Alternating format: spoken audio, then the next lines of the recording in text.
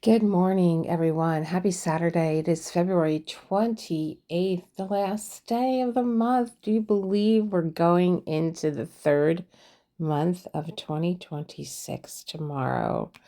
Wow. So I am here once again with Golden Christmas. I'll be giving you an update on this canvas at the very end, so stay tuned. There's only a little bit more to go. Such a pretty canvas. I am using my Ditzy half and half tray. It's got slots for single placing, and then it has the vertical lines for multi-placing. Love this little tray. And I got a funny little cover minder there that I got from Temu. Because my cat is, making me want to drink. So we're on chapter 11. We did 9 and 10, and maybe if you missed it, it was when I introduced Sacred Heart. So I'll put it down below. Maybe the print was a little bit too small for seeing that chapter 9 and 10 were already read, and we're going into chapter 11. I was hoping that John was going to read this because, I have a video dropping later on of my new diamond painting trays from Ditzy's Diamond Den. And Ditzy created for me a very special tray. And it has my little Yorkie Honor on the front, has the crescent moon in the back. And this is, has the crescent moon in the front that says Elisa Marie Designs. And this is from her YouTube line. Ditzy's Diamond Den is celebrating creators here on YouTube.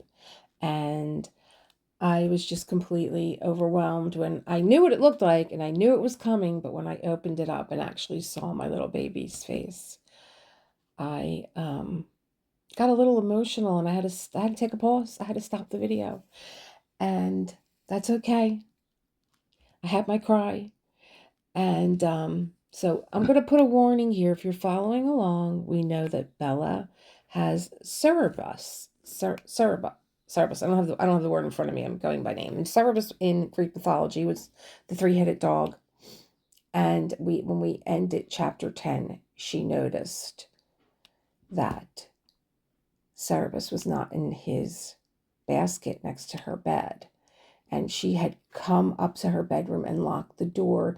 She heard Mr. Manningham coming home, and he did try her door. Um, and, you know, I've had this conversation with Gail, and one of my listeners, one of my members, and, she's playing checkers still with this man. She thinks that she's going to beat him at this game that he's playing with her, where he's psychologically playing games with her mind. And she's not going to win. He's like 3 steps ahead of her. That's my opinion on what is going on. He's breaking her down, but why? Why is he breaking her down? Is the question. Is it just fun for him to torment his wife? We saw him in the last chapter pay a ton of attention to Nancy, who I knew was going to be a problem. Having a young girl in your home that, he just puts on the charm for, and his wife he barely speaks to. This would make any woman go mad, especially at that time. And she got up from the table and she went to go walk out of the room like, I've had enough. And he said to her so condescendingly, little girls just don't get up and leave the table. And she said, little boys don't read the mail at the table. And she knew that she was going to pay for that remark because she had embarrassed him in front of the help. You're not supposed to speak back to your husband in that way. And she knew, and no sooner did she get up to her bedroom that Nancy was at the door and saying, the master would like to see you downstairs, madam. And she was getting herself together. So this is where we leave off at chapter 10, Cerebus. was missing from the basket. So I get very emotional when it comes to animals. I'm not into spoilers, but I did read this chapter rather quickly because I had to make the decision whether I was going to read it or not. So take it from there. If I am reading it, even though I would prefer that John read it, everything's going to work out okay. So we are entering part 3, chapter 11. There are 19 chapters. Elizabeth and Nancy did not get on too badly, considering the difference in their ages.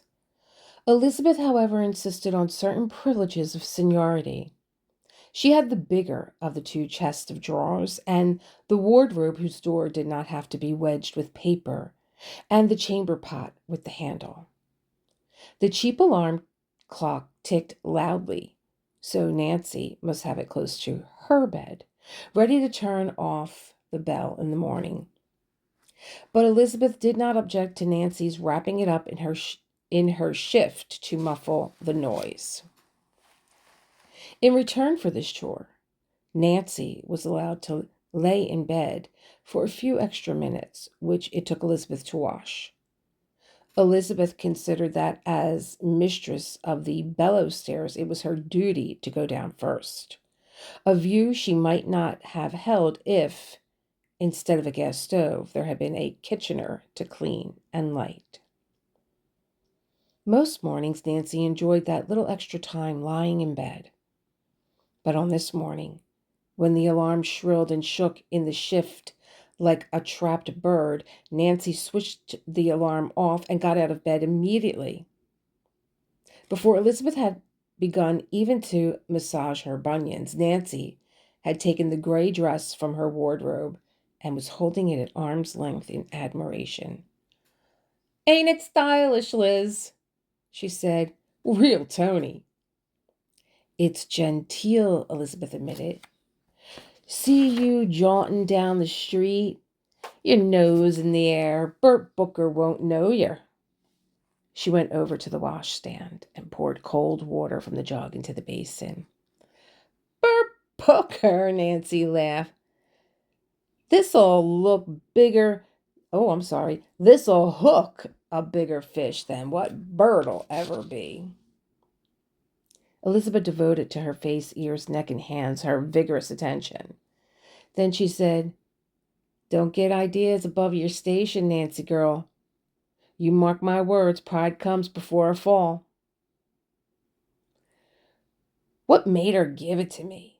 That's what beats me," Nancy said. "Do you think she's daft, Liz?" Elizabeth poured the sudsy water into the slop pail. "I'll daft you, my girl, if you don't look sharp. He wants his shaving water at 7, cup of tea at 10. 10 minutes later, Elizabeth was going down the stairs and Nancy was slipping her uniform over her head. It was Nancy's task to clean up on her way down, fold back the bedclothes for the beds to air, clean the pots, empty the slops, draw the curtains and fold back the shutters of the drawing room, and bring down Mr. Manningham's evening milk and biscuit tray. Elizabeth made straight for her domain. She unlocked the door at the head of the basement stairs, an inner bastion against burglars who might break in from below. She lit the fishtail jet at the head of the stairs with a lucifer, turning it economically halfway down to provide just the illumination necessary to negotiate the stairs. I'm going to pause here for a minute. She lit the stairs with a lucifer. Isn't that interesting? For those of you not watching but listening, I popped up a picture of a lucifer lighter. It's kind of cool. Kind of hold it. It looks like a little genie lamp. Not like like a little genie lamp that you would be able to hold and slide in to light the fishtail gas lights. Pretty cool. Back to our story. She lit the fishtail jet at the head of the stairs with a lucifer, turning it economically halfway down to provide just the illumination necessary to negotiate the stairs. She drew water for the kettle and placed it on a full gas ring before lighting the mantle, which had to be kept on all day except in the height of summer. The trays for early morning tea and breakfast had, of course, been laid the night before. All that remained was to fetch milk, bread, butter, and the rest from the pantry. She lit a candle with a spill and took it down the passage. She knew something was amiss. The pantry door should not have been open. She went into the pantry and took the jug of milk from the slate, removed the beaded muslin fly guard, and filled the pitchers laid ready the night before. Then she saw on the flagged floor dark patches like splotches of syrup from the black cherry jam. But the jam was on its shelf. No jar broken or leaking, not a sign of it on the slate. She bent down and touched it. On her finger, it was not black. It was red, like blood, half congealed. She looked around. The rat trap, a breakback, had disappeared. Elizabeth felt sick. She hated rats with an unholy dread. Her father had been a cellarman in the tavern, and when she was a little girl, he had told her a story of a man who had gone down into the cellar and the rats. Big as little dogs they were, come at him like cannonballs, he said.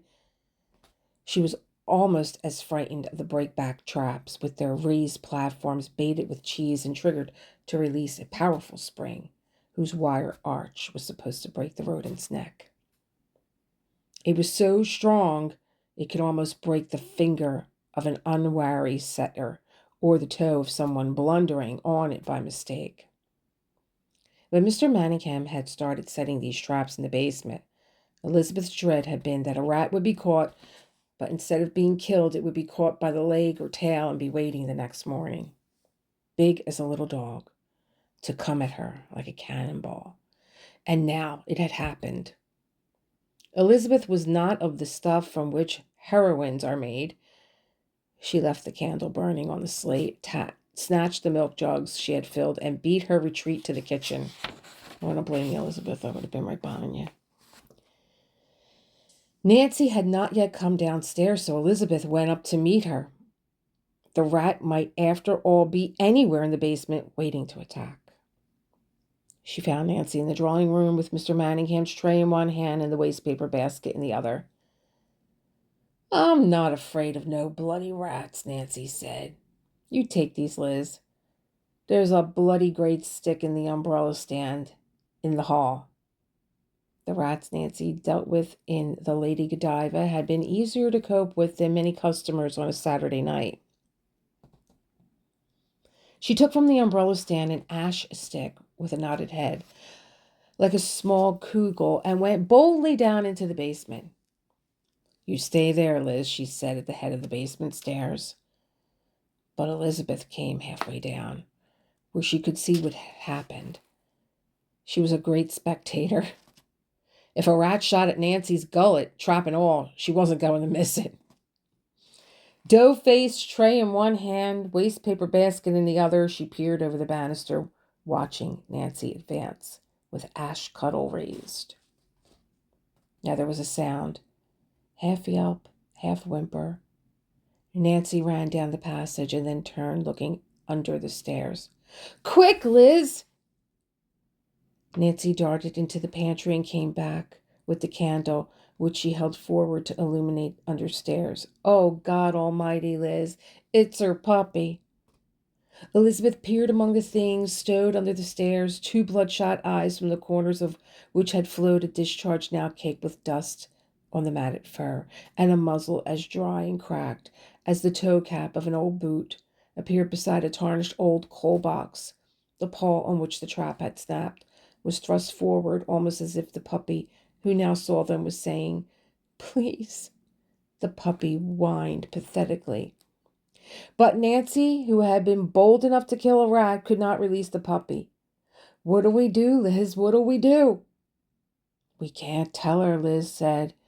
"Drive her surely crazy. It would. Stay here a sec." Elizabeth went away and came back with a saucer of milk. "Give him that," she said. "This is for him to decide." She turned the gas down under the kettle. No point in taking up tea and shaving water if Mr. Manningham was coming downstairs. Then she ran up, tapped lightly on his door, and went in. "I'm sorry, sir, But a terrible thing happened, sir. The little puppies got caught in the rat trap, sir. Mr. Manningham was already awake. Oh, no! It is impossible that she... He swung back the bedclothes, then recalling modesty, he said, I will come down immediately. He was so immediate that before Liz reached the ground floor, he had slipped his padded silk dressing gown over his nightshirt, put on his Moroccan slippers, and was following her down. At the bottom of the basement stairs, he said, Where's the poor little fellow? Seeing where he was cowering in the back corner, he said to Nancy, Bring a doormat, quick. He spread it on the dusty floor so that he would not soil his dressing gown. The puppy, frightened of him, crouched further back. But Mr. Manningham grasped the tail of his left hand, and with his right he lifted the wire spring back to free the paw. But the wire pin on the bait platform had bitten into the puppy's flesh, and blood had congealed around it, sealing it firm. The puppy yelped as he tried to draw his paw free. Nancy, Mr. Manningham said, come and help. You must lift the paw up. Hurry, this spring is strong. Nancy crept down beside him, her head so close to his that his beard touched her cheek. She took the puppy's paw in her right hand, but to get a firm grasp, she had to put her left hand on his. Be careful, Nancy. He was frightened that he might let the trap snap on her fingers, but she lifted the paw from the pin. Before she took her left hand away, she gave a pressure of her fingers on the back of his hand, partly to indicate that he could now release the spring, but more because he excited her more than any other man she had been with. Oh, dear God. Elizabeth was watching them, holding the candle to give them illumination, but all she saw was Nancy's trim bustle and his broad silk-flanked haunches. Very gently, he let the trap spring close. You're a brave girl, he said, and he turned to Nancy, all tucked up close beside him under the stairs, and gave her such a look it made her tremble. She bent down, blushing, and pulled the poor puppy out, holding him under the front legs. Cerberus was shivering even more than Nancy was, and as she rose, holding him up to her, the puppy licked her face. Look, Elizabeth, Manningham said. The poor little creature's kissing Nancy. It makes my heart bleed. God. Then he turned to Nancy. Let me take him. He bent down to fondle the puppy, and Nancy felt the hair of his beard brush her forehead. He used some scent which, mixed with the aroma of cigar smoke, made her feel weak. I'm sorry. As he took the puppy, his right hand touched her breast with a caressing movement which made her blush because Elizabeth might have seen. Nancy thought she might have imagined it, except that with his other hand, in taking over the puppy, he squeezed hers, and Nancy grasped his convulsively. There must be some veterinary surgeon within call, Manningham said. This is a terrible thing for my wife. I just don't dare to think of the effect it may have on the balance of her mind. He bore the puppy into the kitchen. Nancy, will you run upstairs and put your coat and bonnet on? Don't bother to change your uniform.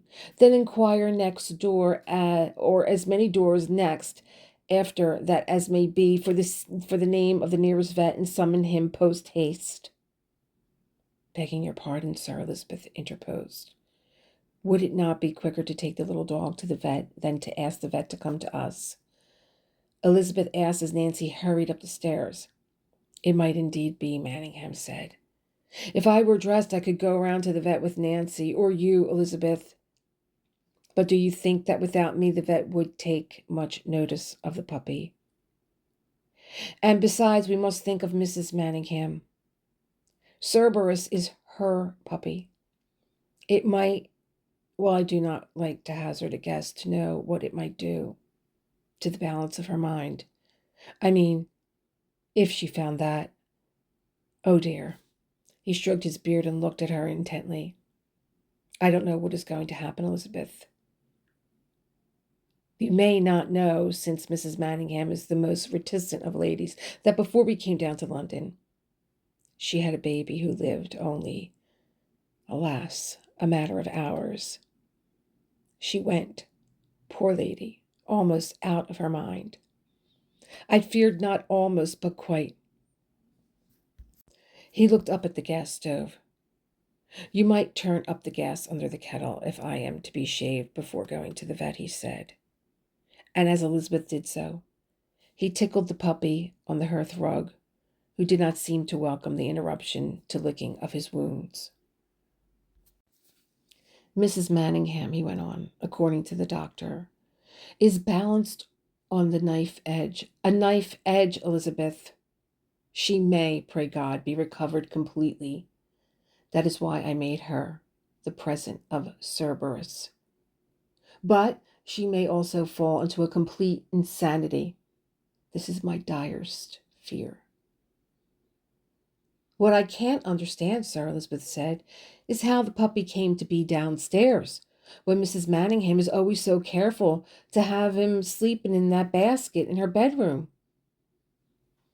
That does not greatly surprise me, Mr. Manningham said, since recently her memory has not been what it was.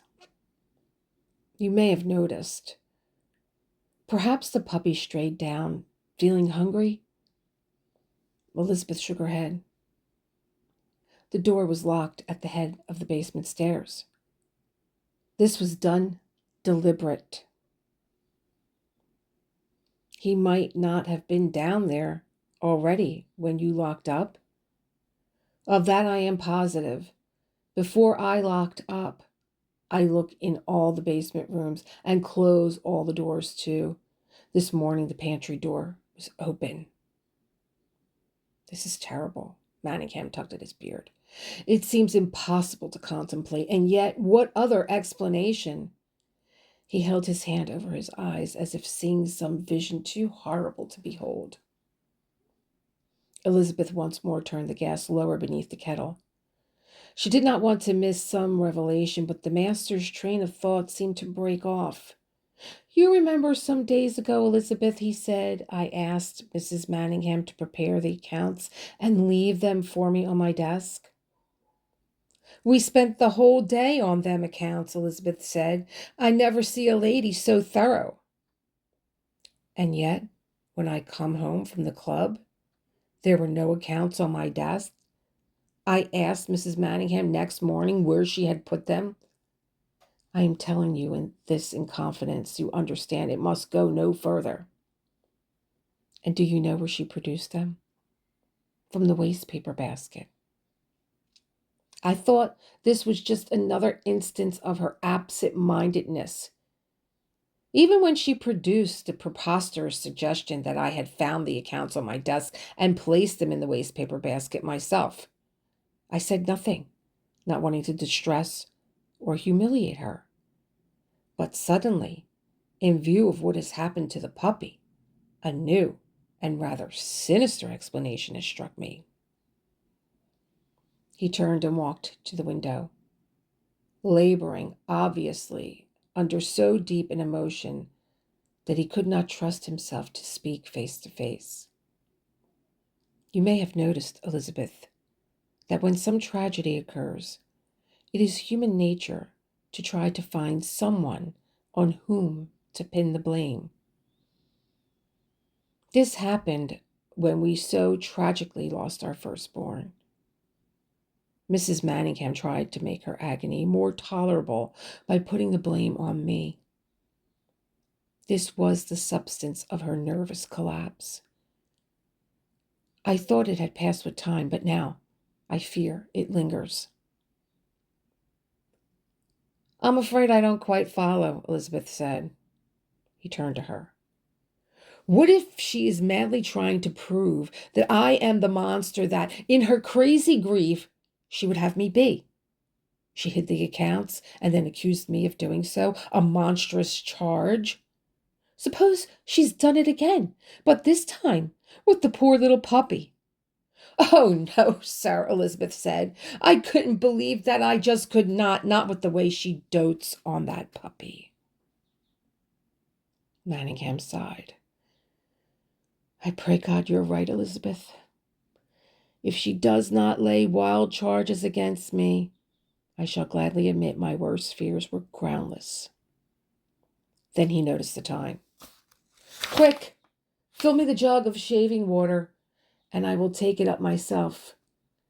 I think it would be wise to tell Mrs. Manningham nothing about the puppy until she makes inquiries, then break it in the gentlest way. Chapter. Okay, well, there's a lot here in this chapter, so I wanted to go right into a commentary rather than just go into the next chapter, and rather than type this all out and put it into a member's companion that I do, but members, you will get something a little bit extra from me. No one likes to read, I think. No, I mean, rather than do a companion where I was like very long-winded with questions and all, people like to watch things. So I'm going to allow you to keep on diamond painting or listening while I give my commentary on this chapter. So we've officially entered part 3. And I want to slow down here with you because there is a shift that is subtle but very important. And that shift is that this chapter does not open with Bella at all. It opens with Elizabeth and Nancy and their daily duties in the morning when they get up. And that alone tells us something. When a story shifts away from its main character, it's often because the author wants us to see what's happening around her, not just to her.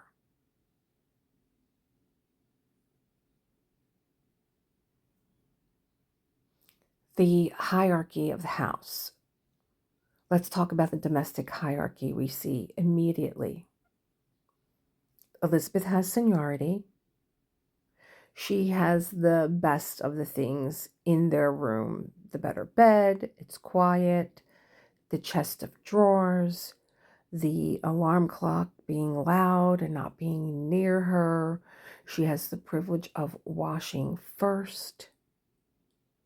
And Nancy does the labor, the invisible physical work, emptying the pails, the slop buckets. This isn't just about servants. This is about systems. Everyone in the house knows where they rank. And everyone is expected to stay in their place.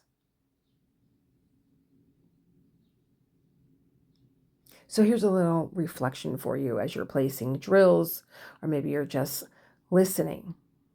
Think about this. Where in your own life have you been expected to accept your place without question? And who benefited from that?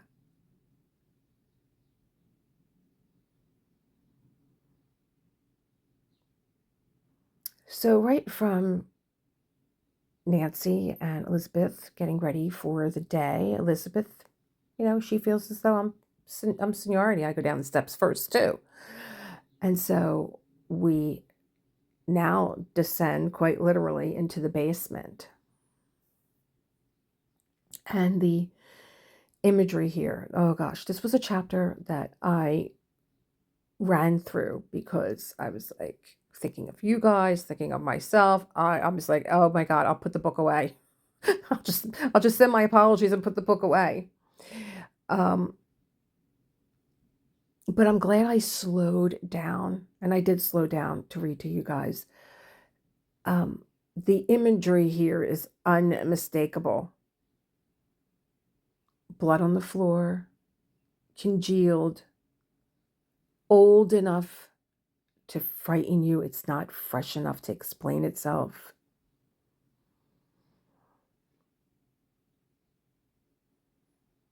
Elizabeth's fear comes from memory. Her father, the cellarman, the rat traps, the violence of necessity. The fear that Elizabeth feels isn't hysteria. It's a fear that she's learned. It's informed. And notice, Elizabeth doesn't go to Mr. Manningham. She goes to Nancy. And that's a key insight, I think. Because instinctively, and we see it later on in the chapter also, Elizabeth knows that the safety does not live with the authority in this house. And so now we see this dynamic between Nancy and Elizabeth. The fearlessness of Nancy and the knowing of Elizabeth. I describe Nancy as fearless, and she is. And that's going to lead me down a path between being brave and having courage. Quite different things. But Elizabeth has something else. Elizabeth has discernment. Nancy was just like, I'm not afraid of rats. I'm going to go get that stick. I'm going to go down the basement. She has, no knowing of that Elizabeth has, this rat will, come and attack you. Oh my gosh. Just the whole topic is making my blood crawl. And that's kind of like, I just brought up being brave and being courageous. Fearlessness just rushes forward, where discernment watches. Nancy is brave enough to face a rat, but Elizabeth is wise enough to sense something isn't right here. Something's not right here. Elizabeth is not only senior, Elizabeth knows how this household runs. Something is not right here. Just let that land. Let that breathe for a second.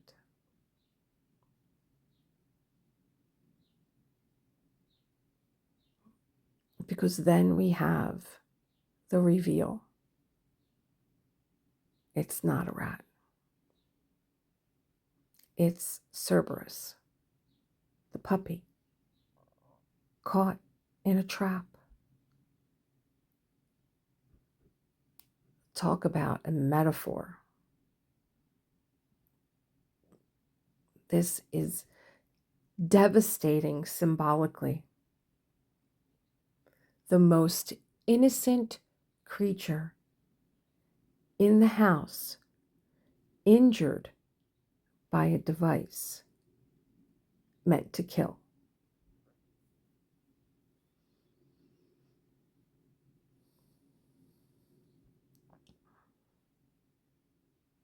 And here's something else to reflect upon. Think about how often innocence gets harmed by systems that were meant for something else.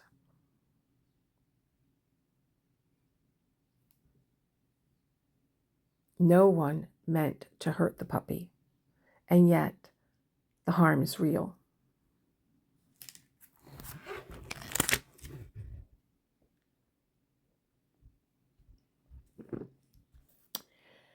I couldn't hold back. I want to get into this subtle sexual undercurrent, this little footsie that has begun. So we have something else introduced, and it's uncomfortable, but it's important.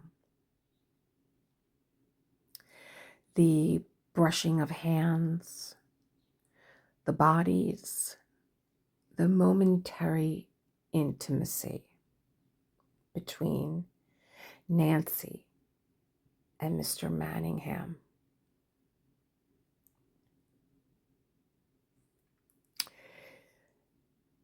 Of course, it's evident that this is not romance.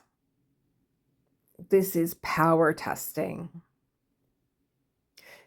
Manningham doesn't seduce. He probes. He watches who responds and how.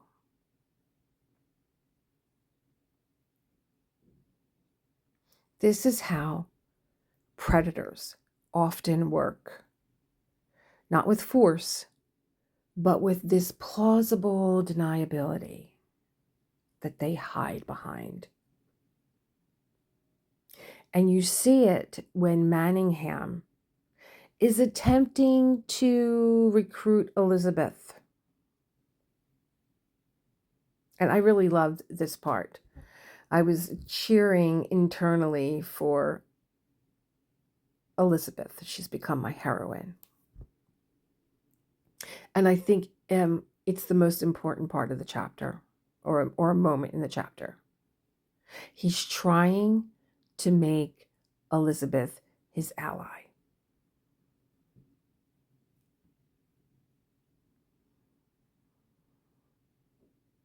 And how else is he going to do that? He reframes his wife as being unstable. He divulges the most personal, intimate occurrence in their marriage. He invokes their dead child. And then he positions himself as the misunderstood victim. She tried to blame me. Just so that she could tolerate her madness, she needed to pin this on me. I was the reason why the baby died.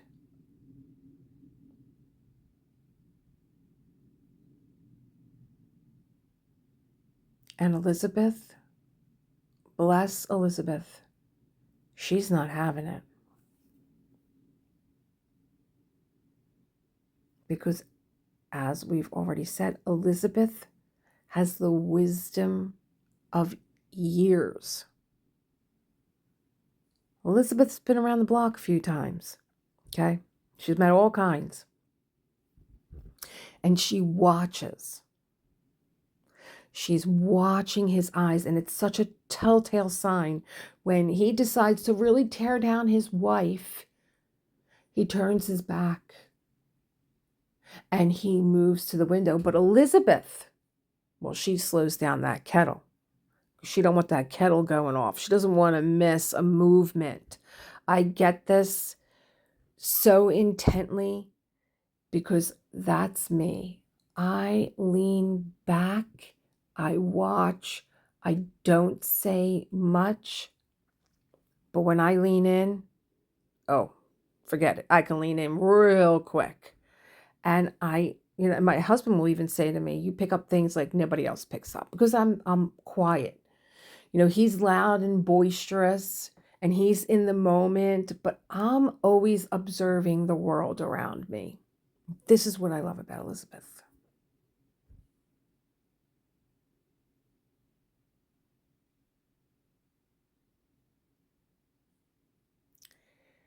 So Elizabeth, watching him, she notices that he will not meet her gaze. He's not telling her this story face to face. And this is crucial. Gaslighting fails in the presence of a grounded witness.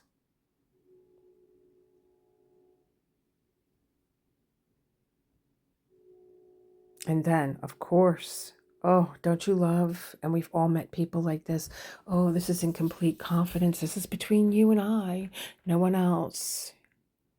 I really value you. That's why I'm confiding in you. And he does this. He suggests secrecy. Don't tell Bella about the puppy. Wait until she asks.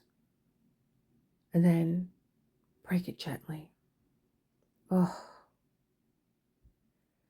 how he disguises care with control. When someone decides what you can handle, or when you can know the truth and how it should be delivered to you, that's not kindness.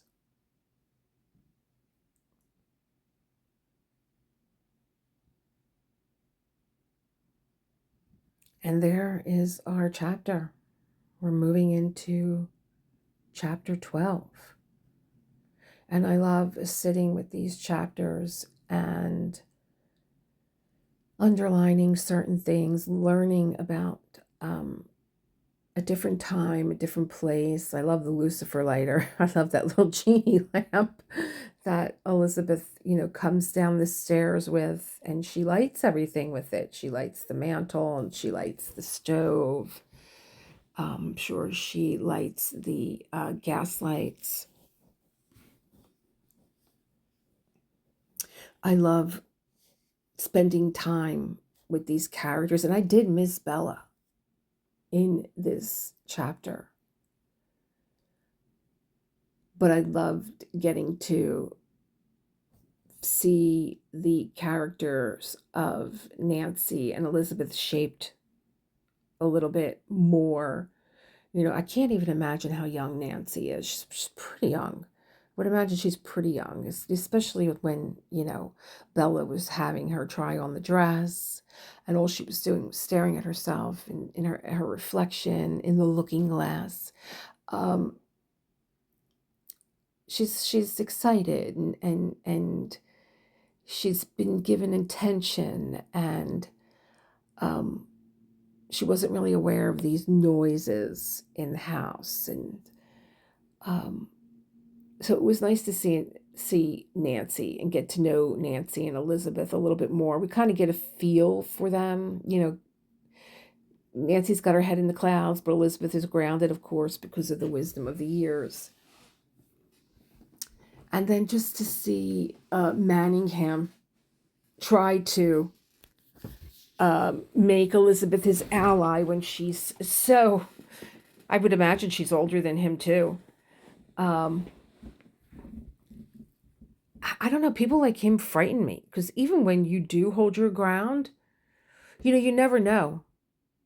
The rat is a symbol here. You never know what a trapped rat is going to do. And if he can't make Elizabeth, who I'm sure carries weight with Bella, older, wiser, knowing, he's sure not going to be able to use Nancy for anything more than a little dalliance, which I'm sure is probably going to happen here. He's probably going to get involved with Nancy in some way, other than the, little footsie that we see going on here. So, he's trying to control, disguised as care. Elizabeth sees right through it. I like to give you guys something to hold on to, questions.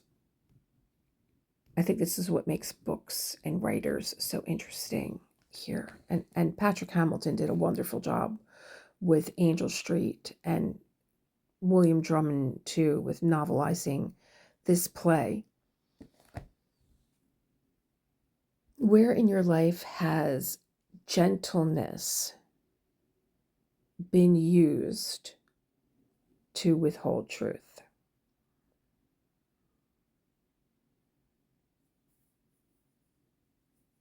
I can think of instances, but I don't think that it was gentleness where truth was withheld from me. It was more, well, we knew what was going on in your life, and we just wanted you to go with your plans, and that's not anybody's decision to make. And it's something that I wasn't aware at the time when this truth was being withheld from me, because I was young and I was naive and I was optimistic and didn't think that anything bad was going to happen, even though other people knew. They knew, and they hid it from me. And I didn't think that it was gentleness at all. That was not their decision to make for me. And I can't even say that my body knew. And I don't know. I wonder sometimes, what is the catalyst for your intuition kicking in? Is it experience? If you're an aware person, does your experience in life kind of light with the Lucifer lighter, your intuition? You get to read and know people, and you get to, clock in like different mannerisms and inflections in voice. I don't know. I don't know. I know that there have been shifts in my life, in my personality, and really this becoming more centered, more quiet, more observant.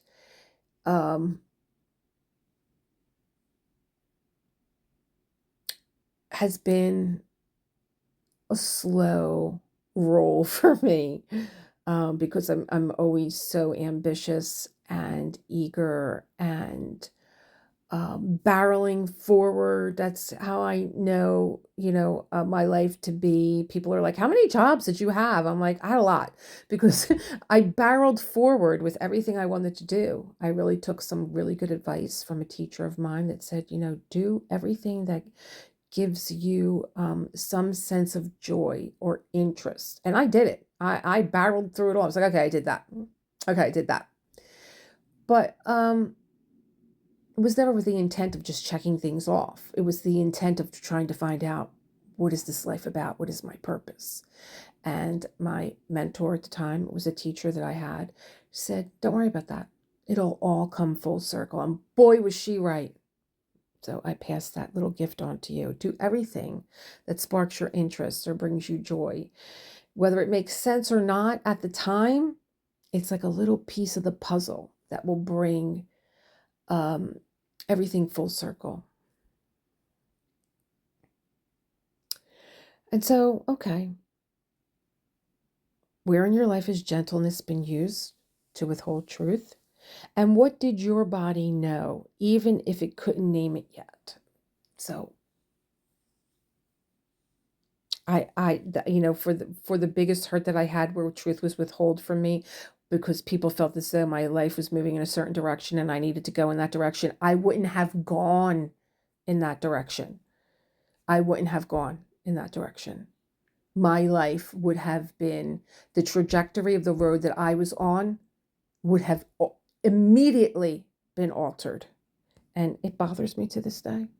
It bothers me to this day. So part 3 has begun, and I love this. I love this. The house itself is starting to speak, because we are no longer just inside Bella's mind. We're watching the whole structure of the house start to strain.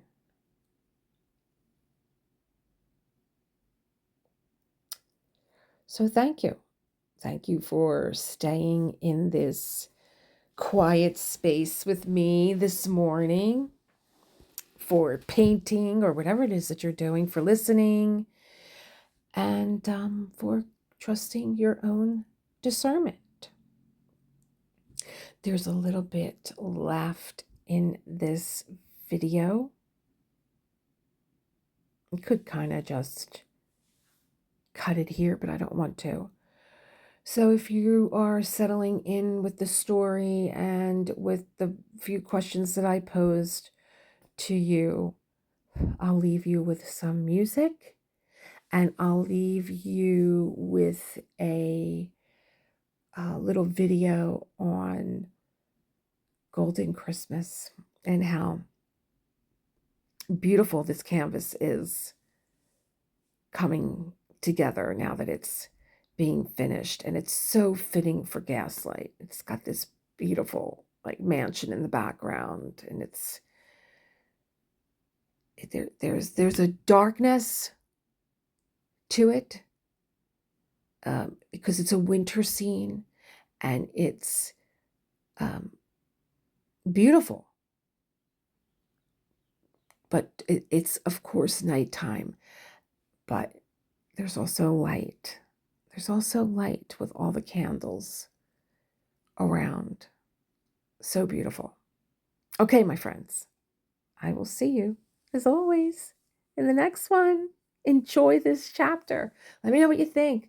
Like, comment, subscribe, pass this on to someone that you think would like it. And I'll see you soon.